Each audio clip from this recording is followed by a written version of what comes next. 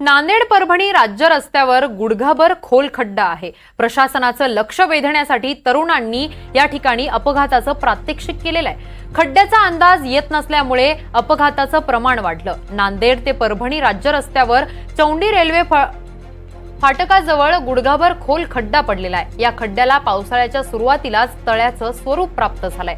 खड्ड्याचा अंदाज येत नसल्यामुळे दुचाकी आणि चारचाकी वाहन चालकांना तारेवरची कसरत करावी लागतेय। चालकांना खड्ड्याचा अंदाज येत नसल्यामुळे अपघातांचं प्रमाणही वाढलंय। संबंधित प्रशासनाचं लक्ष वेधण्यासाठी तरुणांनी अपघाताचं प्रात्यक्षिक सादर करत अनोखं आंदोलन केलेलं आहे। दरम्यान या राज्य रस्त्यावरच्या भल्या मोठ्या खड्ड्याचा आढावा घेतलाय आमचे प्रतिनिधी दिनेश कुलकर्णी यांनी। आपण पाहूयात। नांदेड हिंगोली राज्य रस्त्यावर अक्षरशः गुडघाभर खोल इतका खड्डा पडलाय। आपण पाहू शकतो गुडघाभर खोल इतका खड्डा पडलाय आणि भर पावसाळ्याच्या तोंडावर या खड्ड्याला जे आहे ते तळ्याचं स्वरूप प्राप्त झाले। नांदेड ते छत्रपती संभाजीनगर प्रवास करणारे प्रवासी असतील, नांदेड हिंगोली प्रवास करणारे प्रवासी असतील, त्यांना नाहक त्रास या खड्ड्याचा सहन करावा लागतोय।